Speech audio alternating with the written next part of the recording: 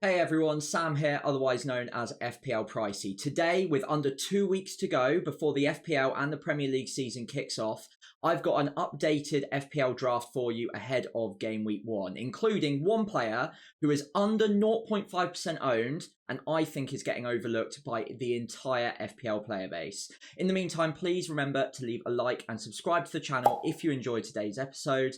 For now though, let's have a look at the draft. Right then, two very quick bits of admin before we get cracking, and my mini league is now live. If you wanted to join before the start of the season, the code is above me, or if you can't read the code, it's RQ7NIR. And as always, all of the data provided on screen or that I'm talking about today will be from Fantasy Football Hub. If you wanted to sign up, there is 50% off at the moment, and the link is in the description below. In the meantime, though, let's get cracking onto the goalkeepers, and I am going with a 4.5 million keeper as it stands. There is money that I could move around elsewhere to bolster it and put that up to a 5 million keeper. And honestly, I am pretty tempted to do that because there aren't that many 4.5s I like the look of at the moment. Dean Henderson, I believe, is probably the best of a bad bunch if we can guarantee he's the Palace keeper of choice. He definitely looks like that at the moment, but we still have some time to go before the start of the season, so that could still change. Palace's fixtures for the first 5 are pretty decent. They're not amazing, but they are pretty decent, and I believe their toughest game is probably Chelsea away from home in game week 3. Outside of that, there's definitely a chance of a clean sheet in most of the matches. I think with other 4.5 million keepers, Flecken is on the menu, maybe Miguel at Nottingham Forest as well. Miguel hasn't been starting in pre-season very often and wasn't in what looked like a very strong 11 for Nottingham Forest yesterday, so I'm a bit hesitant on him as it stands. And then Flecken was one of the worst keepers in terms of the goals he actually conceded versus what he would have been expected to be conceding last season. And they've got 3 really tough away games in their opening first 5 fixtures. I'm quite strongly leaning towards a game week 6 wildcard. So I'm basically looking at having a team that is ideally designed to survive 5 game weeks, get me as many points as possible, roll as many transfers as possible. And Henderson, I think, is the player that most easily puts me in that position at the moment. There could be other keepers that I'm missing out on. So as always, please feel free to give your suggestions in the comments below. Let's move on to the defense though. Trent has stayed since my first draft. I think it's pretty simple on Trent as it stands. He's going to be playing in a very aggressive right-back role under Slot. The right-back that Slot played in his previous role got 13 attacking returns last season and wasn't Trent. Trent could do even better than that. He might be cutting inside a little bit more than we're used to. That could maybe negatively impact his assist potential, but I think his goal potential goes way, way up. And as we've seen under previous Slot formations, that right back does get into goal scoring areas very, very often. And as we all know, Trent has got quite a good eye for goal as it stands anyway. 7 million is expensive, but I think for a player of Trent's quality, with the opening set of 5 fixtures that Liverpool has and the underlying data that Trent historically has, for me, he's a player that I wanted to make sure that I wasn't compromising on. And 7 million means that after a couple of game weeks, if it doesn't work out, I can get to any other defender in the game without using 2 free transfers. On to Gvardiol. He's a player that has entered since last time, and maybe to start with, I overlooked how good City's fixtures were in the opening first 5 game weeks because they are bookended by 2 difficult fixtures. Chelsea in game week 1 won't be easy, especially at Stamford Bridge, and then Arsenal at home in game week 5, even though that is quite a while away, is obviously going to be a very tough fixture. However, between those 2 games, we've got a patch of 3 really good game weeks, and FPL at the start of the season feels like a bit of a slog. Gvardiol for 3 game weeks could be an easy player to just rely on, get you a few points, maybe get you an attacking return as well, and hopefully we're banking a couple of clean sheets in those middle 3 fixtures. His underlying attacking data is good and was improving towards the end of the season when he got used to the system and was cutting inside, getting in that almost number 8 role for Man City at times, as we saw Cancelo do previously. Gvardiol seems to have a bit of Cancelo about him, but also has the added threat from set pieces as well, because he is pretty big. He's very good in the air. So I think he is the best of both worlds there, and a player that has become more and more convincing to me as time has gone on. It does mean that I am spending a lot in the back line though, so maybe compromises do need to be made elsewhere, and maybe the upside of having Gvardiol over a 5 or a 4.5 isn't as big as what I could use that money on elsewhere. So again, let me know in the comments below if you think that maybe I'm going too big on the defense at the moment, because that is honestly a concern for me. Now, Munoz is another player that maybe I'm a little bit concerned that I'm spending 0.5 too much on, because Anderson is a Palace defender at 4.5 with less attacking threat, but it does cover off the clean sheets. And I've already got Henderson as well if I go with that Palace keeper, as I've already discussed. So do I need to cover off another Palace slot there? Do I want double Palace defense in that opening 5 when the fixtures are good but not amazing? It might be a bit much, but the reason I've got Munoz in the team at the moment is I think he's by far the best 5 million asset for the start of the season. He's very, very nailed into that Palace lineup and playing right wing back in a very aggressive manner at the moment as well. Only got half a season under Glasner last year, but in that half a season, he was absolutely deadly and was unlucky not to get a couple of goals as well. There are a couple of times where he was at the back post, basically on the goal line, and the ball just didn't quite get to him. It was put in by a Mateta or Elise or Eze, rather than getting all the way across to Munoz. And I think that law of averages suggests that if he keeps playing this role, which there's no suggestion he won't, 1, he'll keep getting the assists, he'll keep creating chances as we've seen. 2, he'll keep bombing forward and get into those areas. And 3, once or twice, the ball is going to fall to him. And when it does, those will be very, very high XG chances. So I think he's maybe a player that's going under the radar at 4.4% ownership at the moment. And I want to attack the first 5 game weeks. And having 3 defenders that are going to be starting every single week for me, first of all, means that hopefully I don't need to use free transfers. And second of all, means that if I'm going to get a goal or assist out of them, that in good defences as well, I might be haul chasing. I might be getting the maximum upside rather than having someone like an Anderson or a Dunk or a Konza where it's likely going to be 2 points or 6 points. This could be 2 points or 11, 12 points if I get lucky. And I'm just trying to kind of get the biggest possible return, maybe spike a return out of a goal or an assist from all of these players.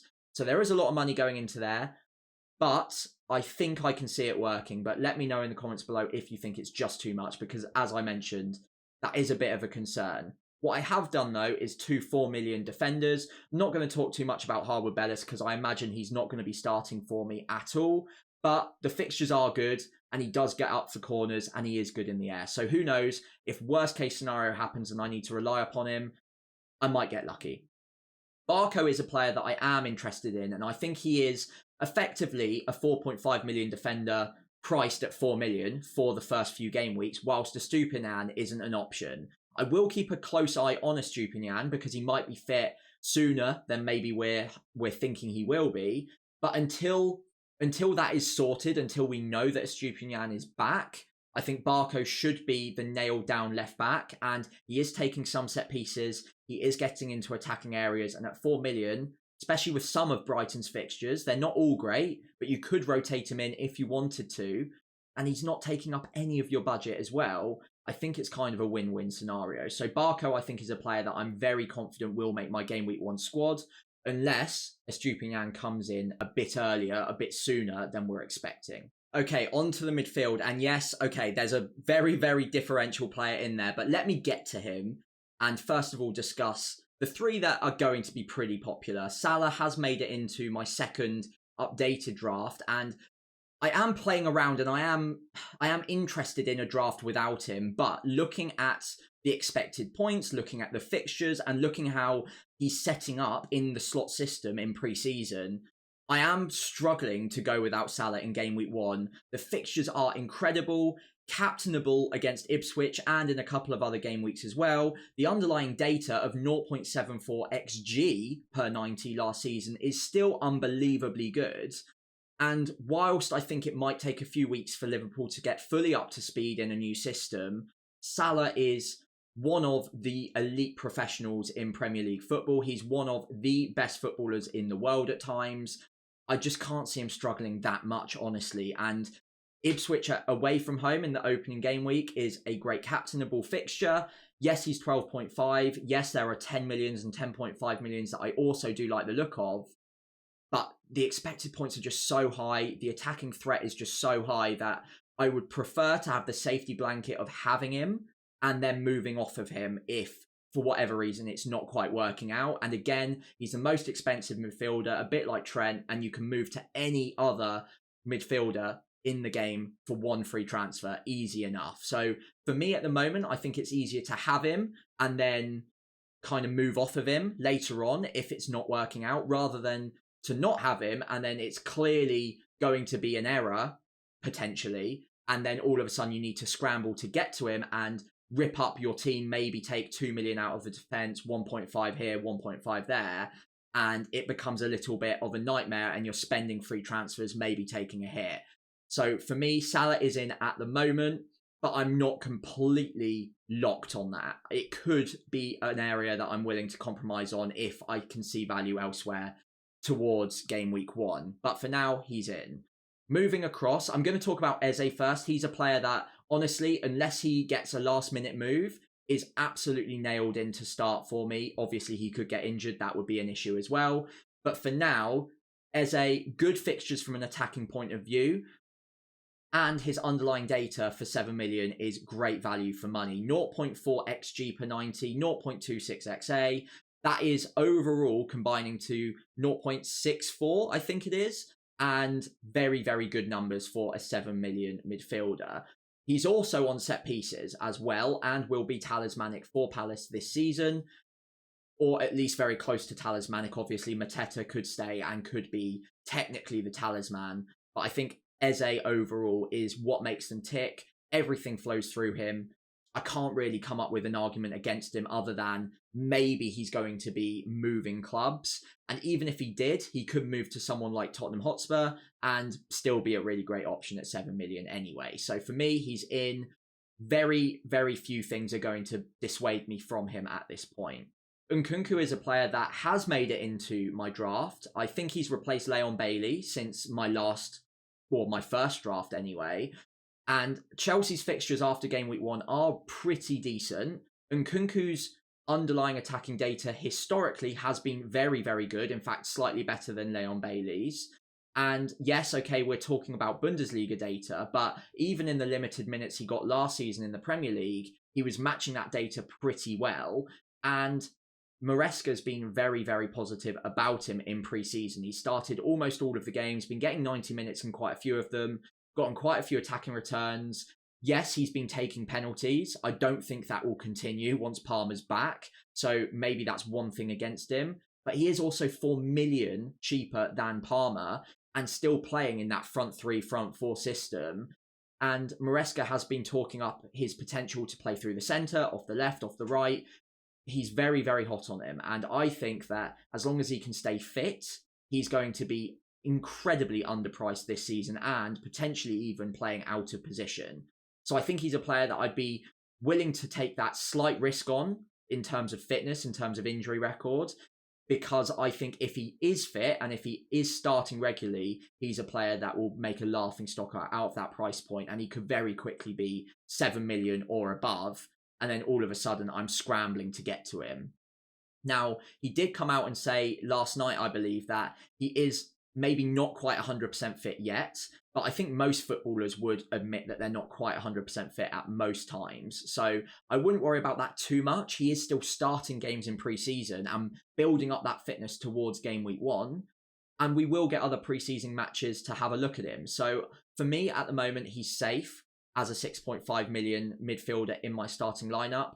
But again, obviously things can change. If it looks like he's not going to be fit enough to start the season, then I'm going to have to reconsider. For me though, Eze and Nkunku are pretty locked into my game week 1 draft.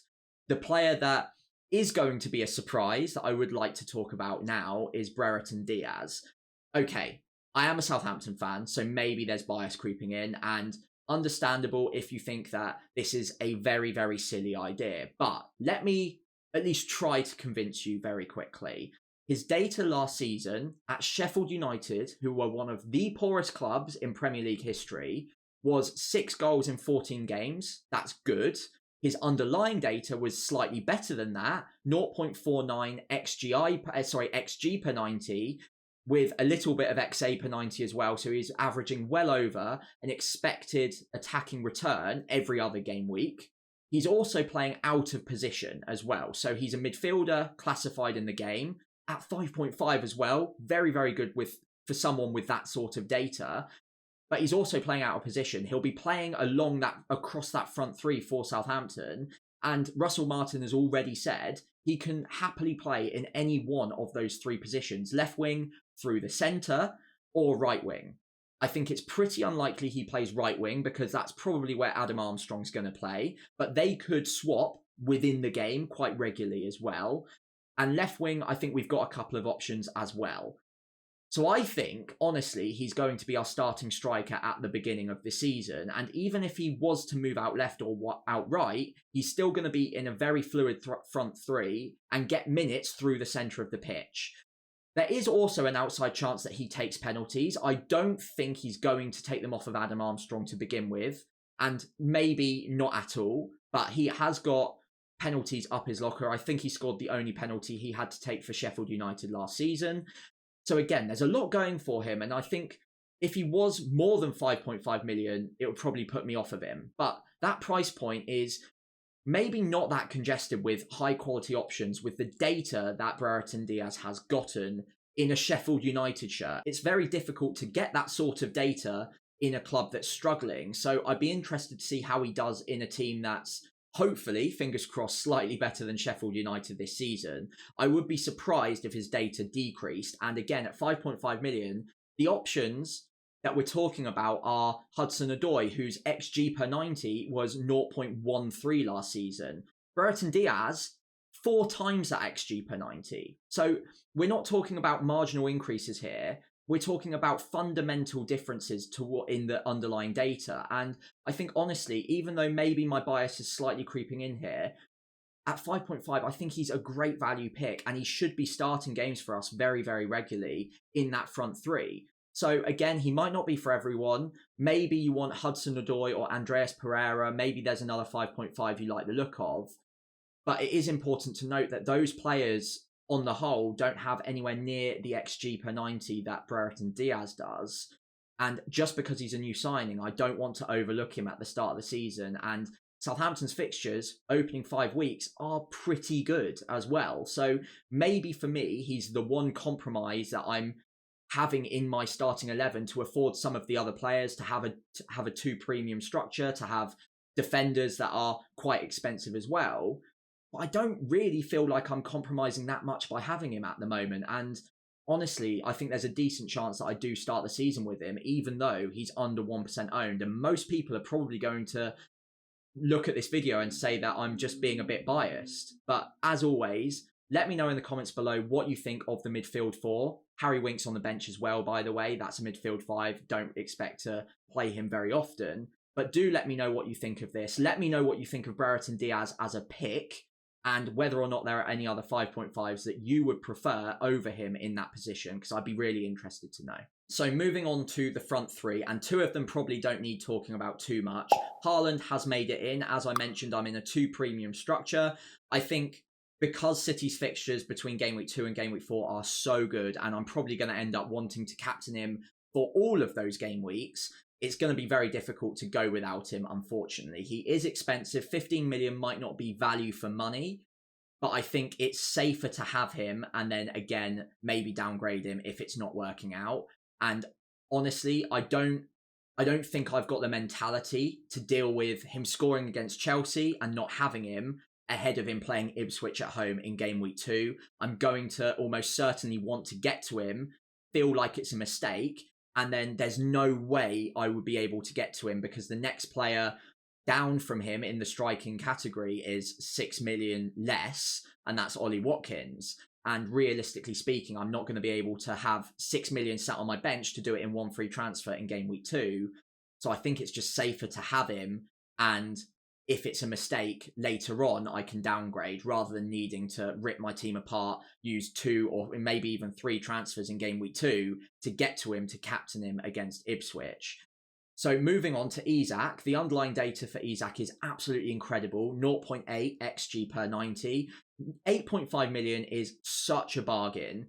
I just don't see how I could go without him in game week 1. He's got a good start against Southampton at home, arguably even one of the best captaincy options. As you can see, I've put my vice captaincy on him at the moment. Salah gets the captain's armband, but that's pretty interchangeable. You might want to back the home fixture for Newcastle there against Southampton, and that would not be a surprise at all if he was the more popular captain going into game week 1. After that, though, the fixtures are still pretty good. The opening 5 is good. The data is incredible, and Newcastle are a very good or very decent attacking outfit. So Isak is going to be in a lot of drafts. I think if you go without him, you're taking quite a big risk. Obviously, it could pay off. But for me, I think he is by far the best value pickup in the front 3, and I'm very happy to own him. The one player that might be up for a little bit of debate is Rodrigo Muniz. Now, the data that I came across in my forward ranking video from earlier this week was very hot on Chris Wood and Muniz at those 6 million price points. Now, Muniz, I think the difficulty is he hasn't historically been on penalties. Now, that could be an issue, but his underlying data, even without penalties, was very strong at around 0.5 XG per 90. If he does play 38 game weeks, we're looking at a 19 or 20 goal season for him on average if they were to match the sort of data that they got last season. They've also boosted their attacking options. Obviously, Smith Rowe has come in. He will help them going forward as well.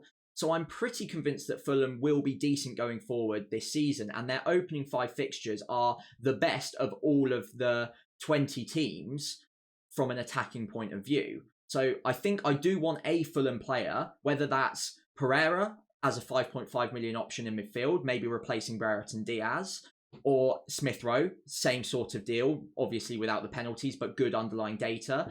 They could be the midfield option at 5.5 to replace Brereton Diaz. And maybe Muniz isn't the guy, but I think this balance works out pretty well. He's got very good underlying data, better than Pereira's, better than Smith Rowe's. And we know that he'll be the talismanic forward this season. But if you're not convinced by Muniz or by Brereton Diaz, you could easily swap those two around and maybe go Armstrong, who is on penalties and 0.5 million less, up front, and maybe Pereira, again on penalties, in the midfield for the same price. So you could swap those around. You could also look at Hudson-Odoi as well, maybe within that, and Chris Wood. So I think these two spots, the 5.5 million midfielder and the 6 million forward, at the moment are split between 3 teams. Those are Nottingham Forest, Southampton and Fulham. All 3 of them have good fixtures. All 3 of them I can get a penalty taker at 6 million or under, or have a player with very decent underlying attacking data. I think with Chris Wood, the only issue for me is that he's probably in line to start the games, but Awani is coming back in, so he'll probably steal some minutes away from him. And again, Chris Wood probably won't be on penalties with Morgan Gibbs-White hanging around as well. So I think Muniz is my favoured third striker at the moment. I think there's great value in the front line at the 5.5 or 6 million bracket. You could also look at João Pedro, and if he's fit and definitely ready for the start of the season, that might be a compromise I'm willing to make to save 0.5 million. And that could be that 0.5 I was talking about earlier to boost the goalkeeper up to a 5 million, or to maybe boost that 4.5 million midfielder, Harry Winks, up to Morgan Rogers, giving me a little bit more depth there. So again, things are definitely fluctuating at the moment. This is far from locked in. I think the players that I am pretty locked on are Haaland, Isak, Nkunku and Eze, maybe Trent as well. Outside of that, it's definitely up in the air. But let me know what you think of the balance of this draft, what you think of the 5 game week approach that I'm favouring at the moment with a game week 6 wildcard, and whether or not you think this team is set up well for that approach. And if you've got any questions on players I haven't discussed today, as always, do leave them in the comments below. If you've made it this far, I'd really appreciate it if you could leave a like and subscribe to the channel as we prepare and gear up for game week 1. But in the meantime though, I will see you next time and good luck with all your drafting.